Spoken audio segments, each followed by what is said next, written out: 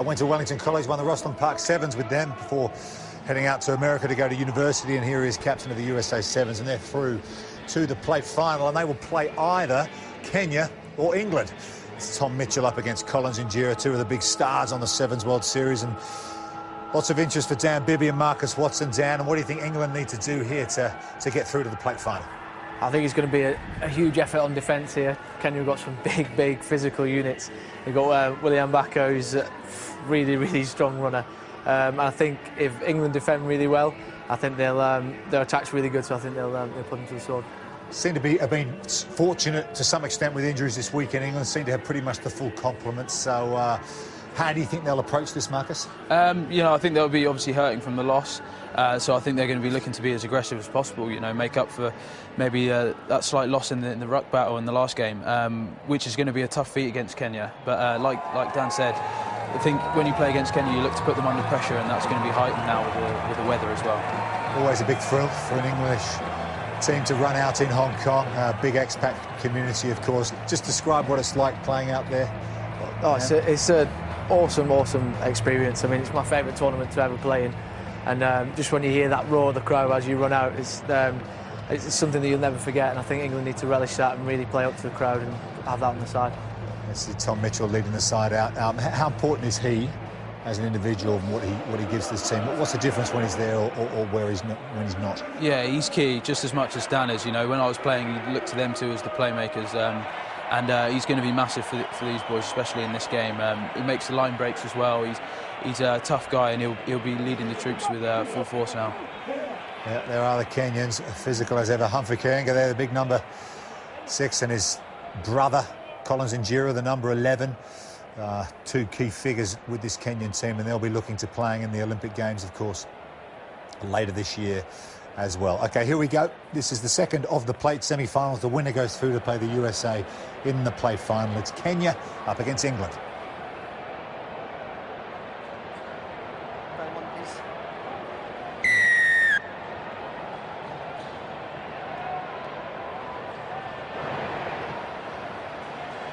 Captain Tom Mitchell gets us underway, and James Rodwell goes chasing to try and claim the ball back, but it's been tapped back on the side of the Kenyans. The referee says it was lost forward. Push white ball. Okay, fine. Thank you. Man, he's overruled. This is the referee. So first possession for England. There is Lemert, Warwick Lemert. Spent a little bit of time in the New Zealand 7 set-up, the All Black 7 set-up rather. James Rodwell is the man to go to, and as always, so reliable in getting on top and up in the air. Quick little short ball there to McConaughey. And here come England looking very efficient. A lovely short ball. That is magical. And De Carpentier races around to score the first try. 50 seconds gone. England up 5-0. Richard De Carpentier, tough Northern England man. Played a bit of a set play here, see Philbert just knows they've stayed the blind side. What a smart line from Rich De Carpentier there. Best line in rugby, Willie. Run dead straight. It was out and in, wasn't it? But the work from Burgess. Boy, he set that up like a standoff for a first 5 in the modern game. The big, burly forward. What a player he has been, what a servant he's been for the country. You know exactly what he's going to do, and that's why people like playing with him. He's very abrasive, very aggressive, and he takes people on. First points to England.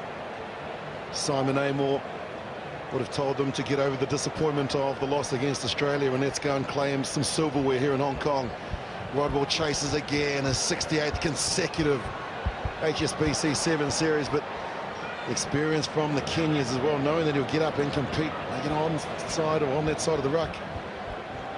And Injera feeds the ball out to his older brother, Humphrey Kayenga. It's got Injera on the inside, but opts to take the ball into the contact. Must release now. French referee rules that they never rolled away.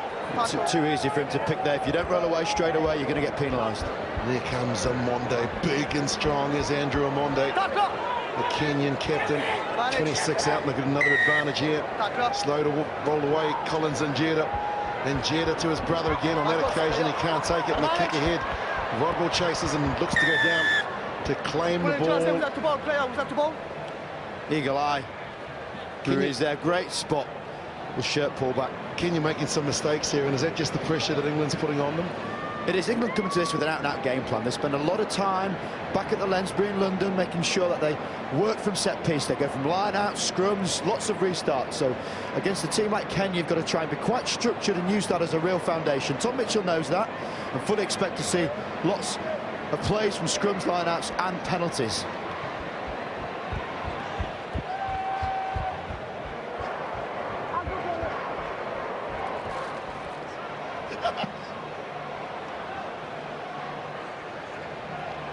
'68th consecutive appearance for the man that they will throw the ball to.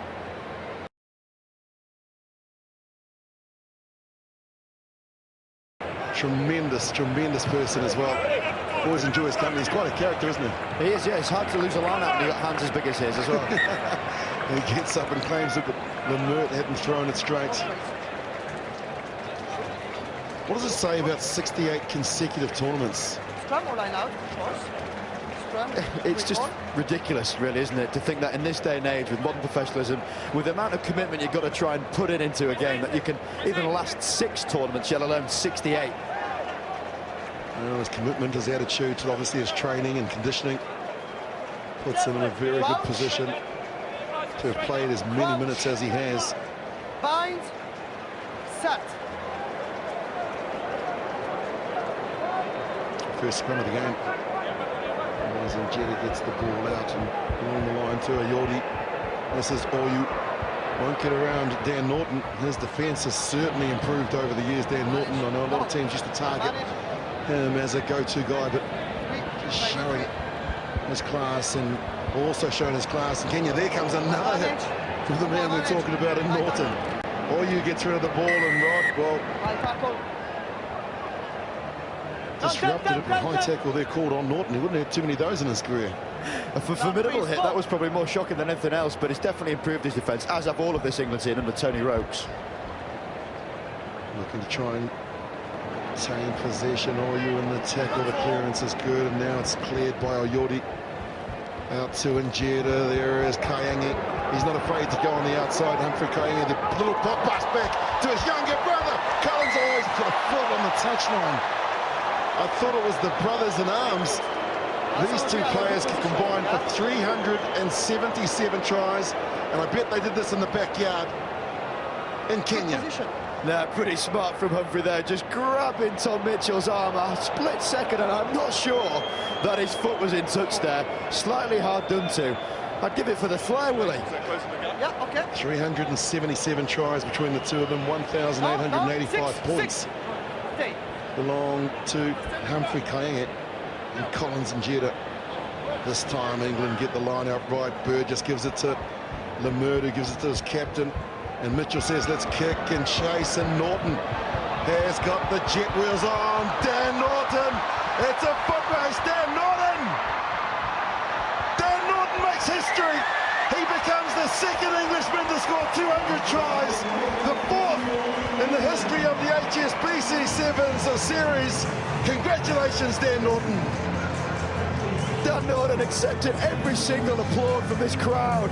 What a monumental achievement. The man is not automatic in his gear selection. He is manumatic. He is the man of this game already. Amazing control of the ball. Wouldn't be hard to know by some, but he is the worst football player you'll ever see. You put a rugby ball in front of him, and it's like a magnet to his feet. Have that one, everyone back home. Yeah, double century. And sure, the pitch is going back to the UK through Sky TV. Congratulations, another great ambassador. He joins Ben Gollings, Santiago Gomez-Corder, and Collins and Njeda. Two of the double centurions are on this pitch in Hong Kong. And there he is, 20 tries behind Ben Gollings. What a tournament this has been. 1,000 points broke, 200 tries. Let's just try and finish this off, England. England 12, Kenya 0.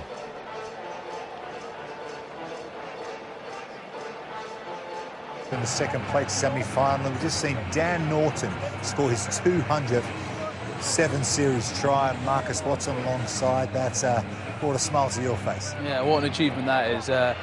I played centre with Norts a lot, and one thing he's so good to play with when he's on fire. You know, he's the quickest person on that pitch at the moment, and they played to conditions nicely there and just kicked it past, and that's his 200th try, which was great to see. He hasn't been at his best all series, I think it's fair to say that, but just in the last couple of events, especially this weekend, he really seems to have his mojo back. Yeah, he's been on fire, and one thing that, you know, has impressed me a lot is his determination in defence, which is when Norts is doing that, you know one thing for sure is that he's going to be on fire, and he's scoring tries, and he looks like he's enjoying himself. And when he's enjoying himself, he's a good player to watch. Great stuff. OK, England leading 12 points to 0. If they hold on here, they'll go through to the plate semi-final to face the USA. And so Samuel Olic with the restart, going high and trying to tap the ball back. On his side was William Barker, but it's fallen into the hands of the English, and here goes the Carpentier, the first try scorer in this match. Amonde equal to the challenge and the task, and guilty of just coming in and sealing the ball off. Yeah, 5th penalty in the breakdown from England. You can't keep doing that, giving the ball away. Imagine tennis, unforced errors, got to keep hold of the ball, keep your discipline. See Tony Roach talking a lot at half-time there. It's all about your defence against Kenya. The attack will take care of itself, but you've got to front up. And Kenya need to score next. It would have been very much in the team talk from Benjamin Ayimba and also from the experienced players. 1 try converted just gives us 5 points difference, and sport of 7s under 6 minutes is such a long time. The defensive work over the last few days has been magnificent as Kenya, the whole turnaround, that's something different, and the brothers can't combine on that occasion. And so England look to try and get out of their own half, and they've done that through Burgess. Burgess is quicker than I thought he was. Burgess! Burgess! That's gorgeous! Oh, special! Very special! You've got a smile on your face that I can't take off. Rob Vickerman, the former captain, and he showed some gas. Phil Burgess is known for being quick. People might not see it as much as they'd like, but this guy's been doing this for years. Not only is he an absolute monster, he's also got some pickup. Look at that form, knees going, arms going. Enjoy it in front of the south stand. What I would have liked to have seen was a better dive, but still, enjoy that. What a finish. They'll be working on that, I'm sure, over the next week before we arrive in Singapore. Here's the conversion attempt. And it's over. And England now lead 19-0. So used to seeing Norton, that beautiful running style that he has. Perry Baker in the game just before as well. But you're right, for a big man, he can shift. Used to play 7 in the Championship in England, and often you would see 67 of these tries from him, breaking off the back of Moores, and wingers not getting anywhere near him. Well, has that put the nail in the Kenyan coffin? They were on attack, they had an opportunity in the line-out, they couldn't control it, but now they're going to have to try and work it from in their own half. Rodwell goes in and steals the ball illegally, and a double blast normally means trouble. He's called out Norton.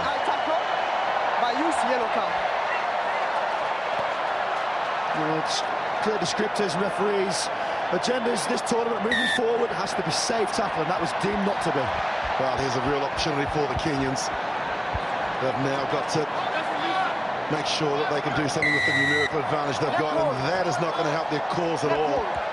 The breakdown there, you mentioned, of being an open side flanker, and it was an absolute nuisance to the defenders of, or the attackers rather, of Kenya.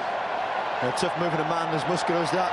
Dan Norton maybe take a few lessons in ruck play there, but have a look at that list. Dan Norton, you are entering legend status. Double century to Norton, Ben Gollings, Collins and Jeddah, who's on the field. And Santiago Gomez Corda, who coaches Argentina. I have to say a few of those tries as well, Willie, pretty pivotal, you know, not just run-of-your-mill tries, some of them in big situations, in big finals. He was the go-to man, just as this man you're seeing, the best players, the heavyweight players, they love to deliver the knockout punches. 6 players on for England, and unfortunately Kenya didn't number up. They only had 2 in the line-out, and so this is working well for the English team. Good patience, but also intelligent, smart playing. Yeah, they know how to slow games down. You've got a man in the bin, you take your time, expect a little bit of a conversation from Rodwell there. He's not daft. keep hold of the ball, buy your time, and no sweeper from Kenya either. Well, there's the first. England slowing the ball down. The kick and chase from Mitchell. How's the bounce? It should work for him. It will work for him. Of course it will. Mitchell scores their fourth and puts it beyond doubt. We said about the big players, the big moments, how to finish off games. You're always going to get your members bounce. In front of the South Stand, he's paid his subscription. He spots the space. Only 6 men for England, but no one in behind for Kenya. He has done that on a number of occasions, and you're so right. As a go-to guy, as someone that you'd want to work and live in the trenches with. Aren't too many better than Mitchell. Looked up. And how many times do we see that in the game of sevens as well? One team down to 6 players. They seem to find something very special and score against an opposition that has 7. Backs against the wall, you've got to galvanise. Kill or be killed. You have to step up, and they did that there. Norton returns to the field for the next 2 minutes, and so England now back to their 7. Number 1. Just making sure that they've only got 7 on there because Rodwell walked off to make sure they did. They had 8 on there for one stage. 7.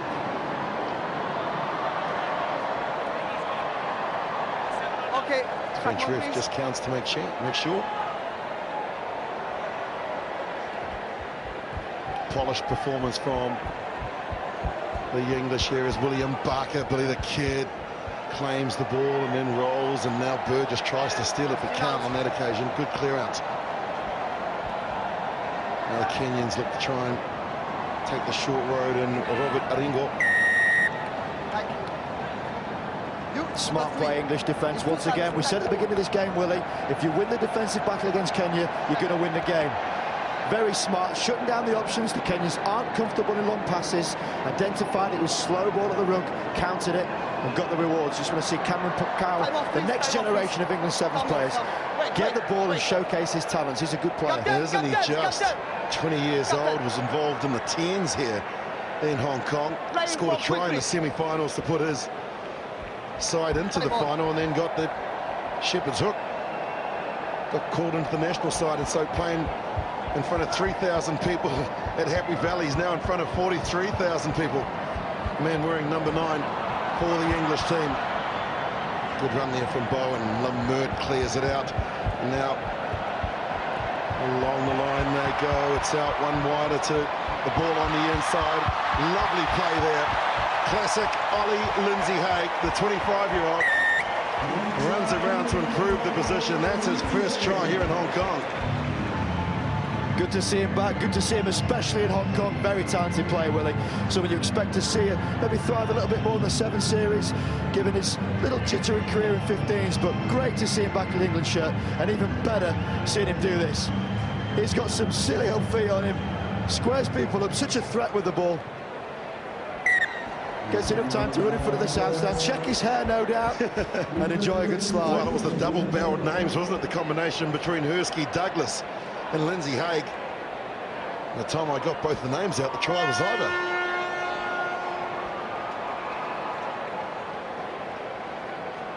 Much better from England. This is what we were expecting earlier today again when they played against Australia, but they couldn't get their combination. The final.